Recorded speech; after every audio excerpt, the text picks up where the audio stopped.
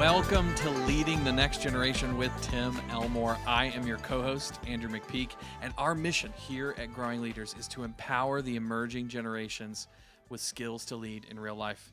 And Tim, today we're talking about leadership. In fact, we're busting up some common myths that people often believe about leadership.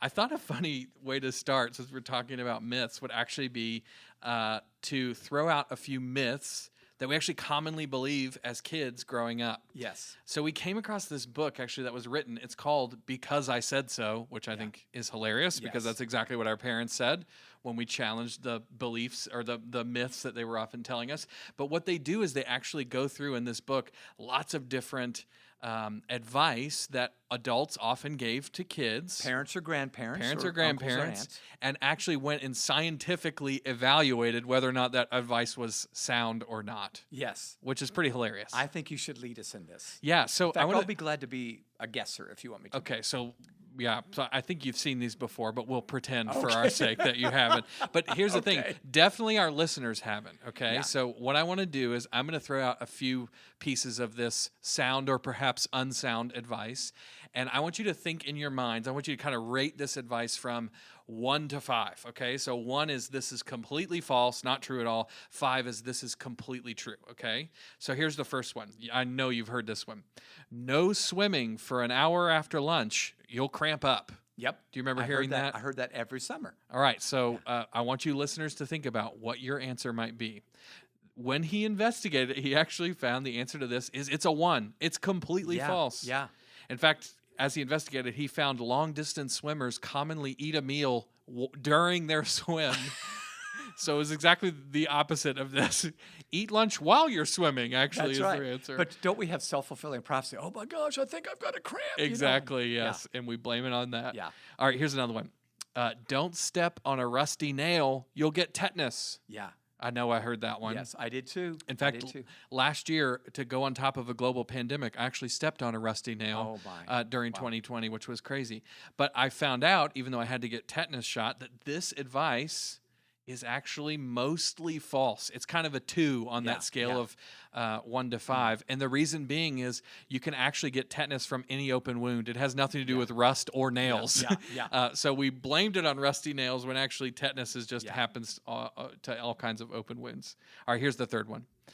If you crack your knuckles, you'll get arthritis. Mm-hmm. My grandfather said this to me. Knuckles. Yeah, my grandfather said this to me every time I crack knuckles in front of him.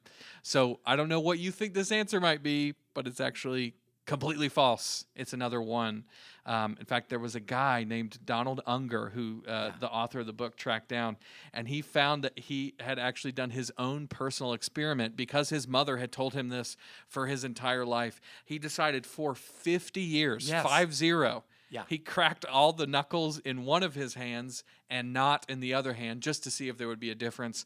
And at the end of that 50-year experiment, he was given a an amateur scientific award for his work because he found that there was no difference whatsoever between knuckles on one hand and knuckles on the other hand. So myths are common, and we don't even know that they're myths. We're not perpetrating lies or whatever, but we have misnomers in our heads. Absolutely. Both adults and young people. And today, what we're going to talk about is a common myth that would prevent a student from stepping up and maybe leading the way. Yes. We want to challenge them. Most of us listening would go, absolutely, I want to challenge this next generation of students to step up and take a leadership role, a leadership position, or just a person of influence. Yeah. Help them be a thermostat, not just a thermometer on that team or that classroom. So we're going to look at one big one, and we're going to try to bust it today. I love that. Well, the way I want you to start is actually telling a story, because you've led lots of different people in lots of different contexts. But one of my favorite stories is the story of Rich or Richard. And he exactly fit the bill of the student that we're talking about today in how he approached a leadership role. He bought into this myth to the T. So Rich was one of the most consistent student leaders I witnessed while I was living in San Diego. But he almost never led anything because of this myth. That's so interesting. He came an inch from never stepping up and showing his peers what he could do. He almost failed to jump a common hurdle that keeps, I think, millions of students from leading. His hurdle was simply this: I'm not a natural. So when Rich came into our department, most of the students were from San Diego State University, the largest state university in the area. And I could just tell right away, Rich could be a really good leader. I just talking to him for a moment, I thought he could be. Now, he was soft-spoken, but Yep. I thought, boy, he's a good thinker. He's clear when he does say something. So I challenged him to lead. Well, you would have thought I asked him to rob a bank when I asked him to lead. How dare you? Yeah, he quickly said, oh, no, no, no, no, no, quick. For the first time, I saw passion in him. Yeah. And he quickly said, I'm just not a leader. I'm just not a leader. I'm just not a leader. Well, I apologize for offending him, but I stepped back and thought, I know I'm right. I know he could be. Yeah. So what I ended up doing was I ended up taking him through a process where he joined one of the department clubs or groups, study groups. Just a member. That's right, just a member. And then he became an apprentice where he helped the leader, but didn't have to lead. Yeah. But a couple of times that leader was out, absent, and he had to step up those 2 weeks. Yep. He was brilliant.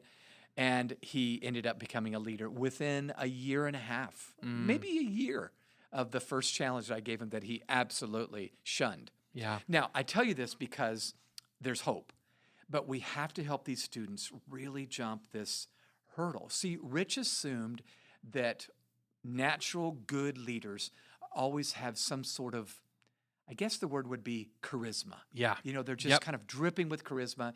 Everybody flocks to them. Yep. They're they're magnetic. magnetic, somewhat popular. And when you think of that, Rich looked in the mirror and thought, well, that's not me. Yeah. And I think most students do. Not all, but most. There's a few that think they're awesome when they look in the mirror, but most of us realize, I don't know if anybody would want to follow me. And that's where Rich fell into. Yep. Let's face it, when we think about great leaders in history, even, Yep. we often conjure up this picture of this Winston Churchill, this, whatever, Napoleon or whatever. Yep. Oh my gosh. It's mythic.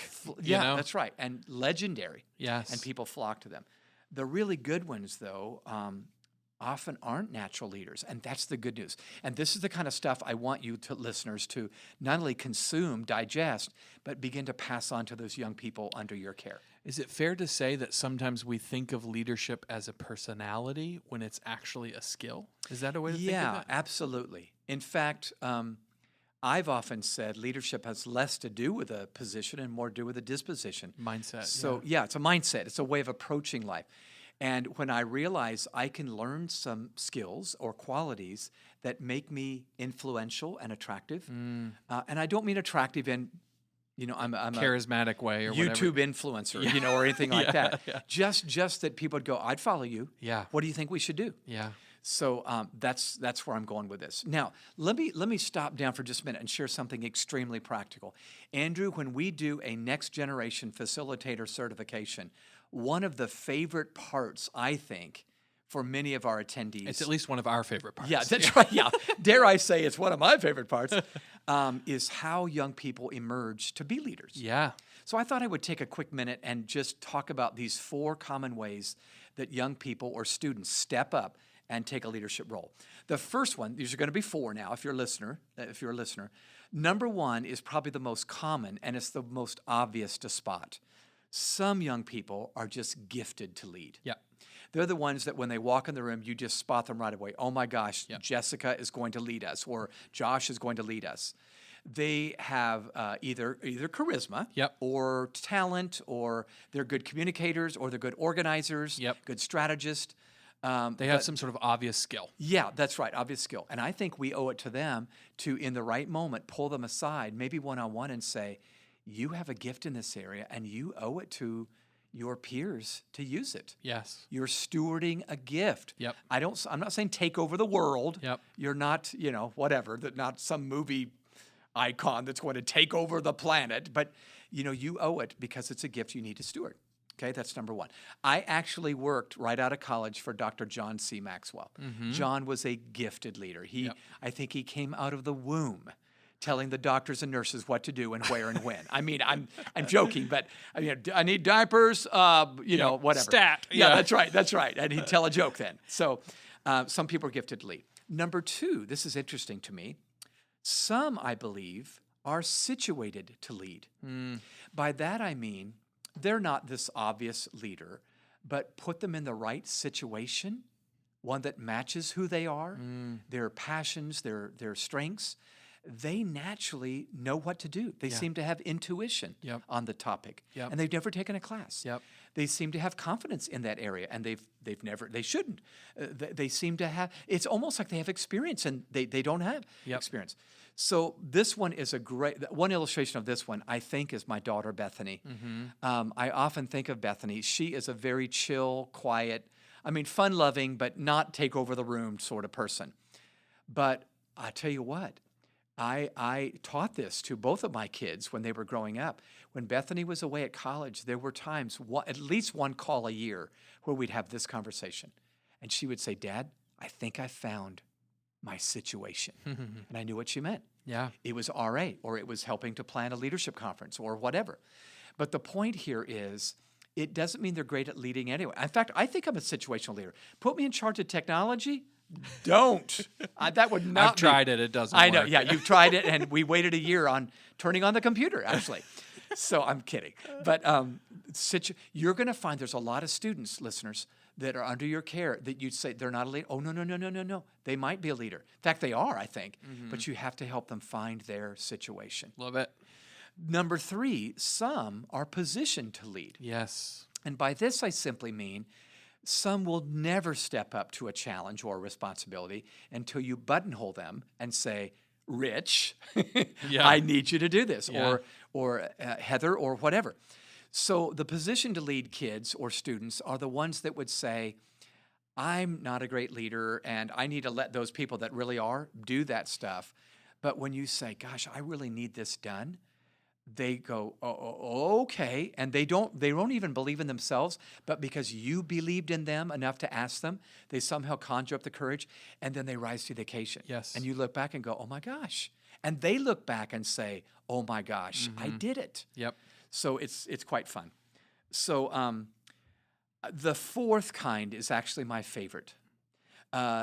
This is those who would say, I'm summoned to lead. Love it. Now, by summoned to lead, this may not ever be a leader that has an official badge or position or title, but it's someone that sees a problem, or they're suddenly faced with a problem, and they rise to the occasion. It's like the problem summons them or beckons them to lead. You can't not do this. That's right. That's exactly right. So my favorite illustration here is former President Harry Truman. When I read his biography, I thought, there's a picture. So Harry Truman grew up in Missouri on a farm. Everybody kind of knows that. But he was a very shy, introverted, kind of a nerdy sort of guy. He wore glasses early on, and so his classmates called him Four Eyes, or nerd, or whatever the words were back then. So he really kind of shrank from doing anything. But when he went off to college, something happened that changed everything. His father got sick and passed away. And so Harry had to return home from college to work the farm, and he never finished college. Oh, wow. The only president, or I think it was one of the few presidents that never finished college. Wow. At least in the 20th century. So Harry goes back, works the farm, but because college was not on the table then, he signed up to fight in the military in World War I. Yeah. So 1914 to 18, that period of time, we were in a world war. Harry was a soldier. So as he's marching through Europe with this troop he was a part of, the Germans started dropping something from the air, and nobody quite knew what it was, but they just got scared to death, and they ran in terror. Just everybody shot out and retreating. Well, Harry Truman had a horse fall over on top of him. It was kind of a miracle he didn't die right then and there. Wow. But he squirmed up from under the horse, looked out at the soldiers running away, and he yelled. This nerdy, four-eyed guy yelled, "Stop, get back here. We've not finished our mission." Well, I think everybody was so amazed that this kid called him back. They Who'd all that stopped come from? Yeah. Yeah, dead in their tracks. They started returning, and they finished their mission. Wow. Harry Truman wrote in his journal that night, "I learned 2 things about myself today. Number 1, I had a little bit of courage. And number 2, I really like to lead." Wow. And so this kid was summoned to lead, kept on going, leading. Yep. Later ended up in the Oval Office. The summon never went away. That's right. Yeah. Ended up in the White House. And what I'm simply saying to you, listeners, we're going to talk about this nugget of busting the myth. But one thing I want you to be looking for is, as you look at the students around you, are some of them gifted to lead? Do you need to challenge them to use that gift? Are some of them situated to lead? You need to help them find that situation. Do some just need a badge? And then do some, they need to have a problem, and you need to get happy when they see a problem. Make them aware of some problem Yeah, in the yeah, world. yeah. It reminds me of a student I heard about earlier this year, actually, and she was summoned to lead actually by discovering some really big issues over in Africa, and she came up with this scientific innovation in her high school biology class. Wow. And ended up being reported on in national magazines because of it. But I think so many students are like that, right? They fit in one of these categories, and in some ways it feels like they're almost just waiting for the right adult to come, recognize where they are, and call them up to greatness. Yeah. So thank you for those examples. Yeah, you bet. So let's talk briefly about this myth about leaders need to be charismatic. They need to be dripping with they're just magnetic and dripping with charisma. First of all, the first thing I think is Dr. Jim Collins wrote a few really great books. One of my favorites was his book called Good to Great. Mm-hmm. And in that book, Good to Great, he reveals research that he did on these high-level leaders, CEOs of Fortune 500 companies. I mean, highest level. There's nowhere to go from here, but down, you know. And he discovered something he did not expect. They weren't people that were dripping with charisma. Fascinating. They weren't this magnetic, oozing, awesome, magnetic, thousands of people following on Twitter or whatever. In fact, he calls them level 5 leaders, where they had a real inward and outward focus. When problems happened, they looked in the mirror and said, what do I need to change? But when great things happened, they would look outward and say, my team did this, and they would share the credit. But he said, I noticed they were all humble. Now, humility is in the grasp of every one of us. Yeah. So I'm an endorser of humility, but it was more than just humility. It was the ability to see a larger picture and get away from the feeling I've got to be someone else that I'm not. Yep. This charismatic leader. Yeah. So some of the problems with charismatic leaders that might just help you, listeners, understand this. Journalist Chris Radigan came up with some of the problems with charismatic leadership. I thought they were spot on. He said one is unsustainable growth. So you may be drawn to a charismatic leader, but how long can you keep that up? Yeah. This dog and pony show where you're just awesome, everything's awesome. Eventually, it doesn't look great anymore. Yeah, that's right. Yeah, hype sizzles and then it fizzles. Yeah, that's true. Yeah, that's true. So we all know people like that, and we all love it. But over the long haul, you're going to follow either that's got the goods, not just the sizzle. Yeah. Number 2, the charismatic feedback loop is one of the dangers of charismatic leadership. So uniquely gifted leaders may rely too much on their own talents. I know leaders that will do this. I have to watch myself not to just wing it in an area that I'm strong. Yeah. Like communication or whatever. So it's just very, very important that we realize this can be easy to ignore, but we've got to make sure we're keeping our finger on this pulse. Number 3, all style, no substance. So one of our habitudes is called splashes and waves. We talk about that. Some are wave leaders, some are splash leaders. Splash leaders are the ones that, like you're in the ocean and you just start splashing around. Yep. It doesn't change anything. Yep. You're just making a noise. Yeah, it's just noise and Yeah, a little that's right. attention. Yeah. The waves in that ocean are moving the water. Yep. And I want to be a wave leader, not a splash leader. But very often we can see somebody on social media, Andrew, or on the internet or whatever and go, oh, there's an awesome leader. Nah, they're making a bunch of splashes. Watch what happens 2-3 years from now and see if it's true. They can easily get distracted by the things that, money, sex, power that have dropped so many leaders down. Yes. The fourth downside of charismatic leadership is just being beyond reproach. Yep. So I read some great data on this and have discovered some of the best leaders through history that we remember were charismatic leaders. Yeah. Can I just cite a few that most of our listeners would have heard of? King David was very much a charismatic leader, this warrior poet that wrote Psalms. Napoleon Bonaparte in France, Jim Baker, the televangelist.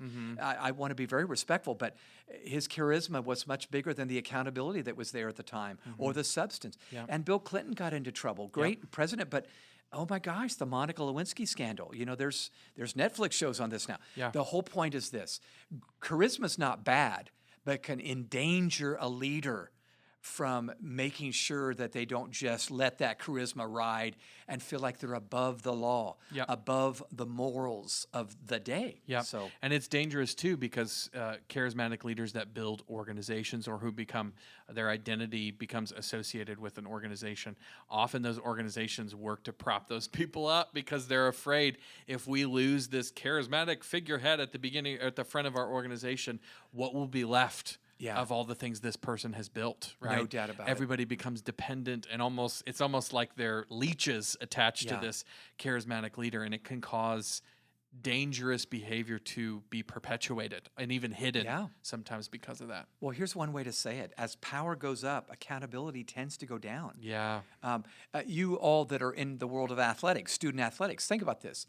The student that's very powerful and maybe very talented, you don't hold them quite as accountable as you do those second string players. Nor that do their showed up. peers, right? That's exactly right. Yeah. So this is all, here's my point. My point is this. It's not to down charisma. If you know a kid that's got charisma, hallelujah, that's great. Absolutely. But you need to convince the other, 95% of those students to say, hey, it may be good news. This may be a good thing in the long run, a benefit in the long run, that you're not dripping with charisma. You may be the very one that turns out to be the long haul leader Yeah. in the end. So top leaders need to avoid exercising complete authority, complete power, which often accompanies charisma. So can I just encourage you as we start wrapping up here, if you're leading students and you're wanting to beckon them to take ownership and responsibility and leadership, you might even want to talk about this topic. That, hey, you all that thought charisma is the secret, it's not the secret. In fact, you might be better off if you rely not on charisma, even if you've got it, and you rely on the substance of what's the plan? How can we hold each other accountable to this plan? How can I be responsible to fulfilling my part of the plan? This is the stuff that leadership's made of. And I think if you're listening and you've led anything, you're nodding your head right now going, absolutely. Yeah. The charisma ones are fun in the beginning, but the sizzle becomes fizzle. Yeah. This is the kind of leadership that lasts and lasts and lasts. Well, let's go back to one of Yeah. those leaders that last, because it's a story that you told at the beginning Yeah. about Rich. He became that kind of leader, and I wonder if you might just finish the story. Well, if you remember, listeners, I began by saying Richard was one of the best leaders, lasting leaders I ever met. Yeah. But then I told you the story of how he didn't want to do it. Yeah. So I eventually coaxed him into it morally, right? Ethically. yeah. You But did it kindly, I yeah. showed him what was in him.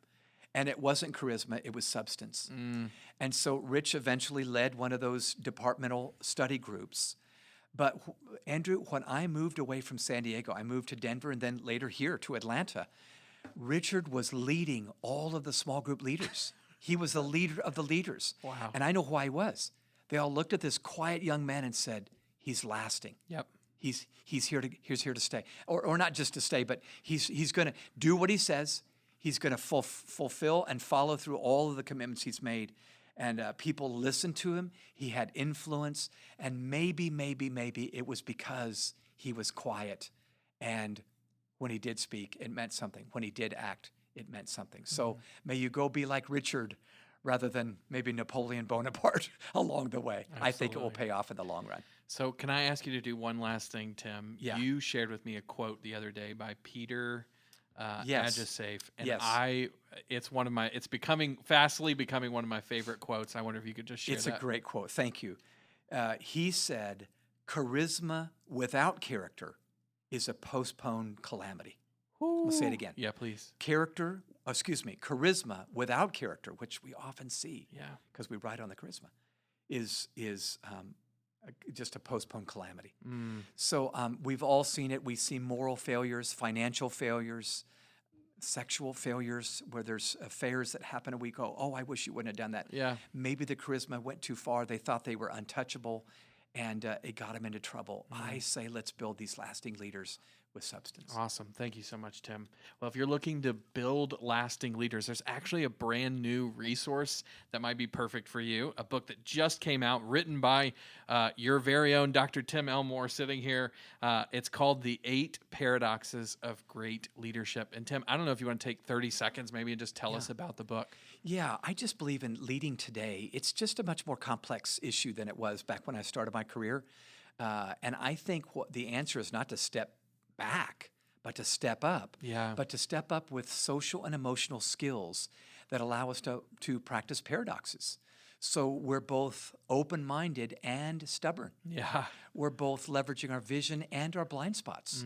We're confident and humble. I have 8 of these, and I won't go into them now, but listeners, I would love for you to pick up this book.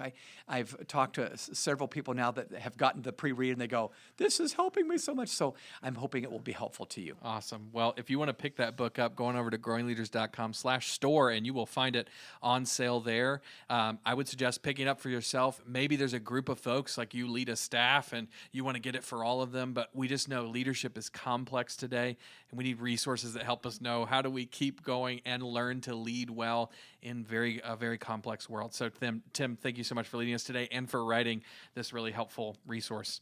Well, as always, if you would rate this podcast, give us 5 stars on iTunes or wherever you get your podcasts. That gets the word out about what we're doing here, and we would be so appreciative of that. You could also quite literally get the word out by sharing this with a friend. If you found this podcast particularly helpful, pass it along to somebody who you think might also enjoy it.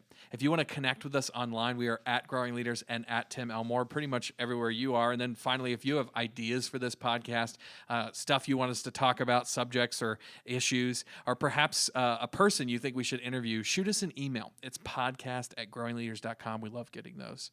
Well, Tim, thank you again so much for leading us in talking about busting myths of leadership. Thank you guys so much for listening, and we'll see you next time.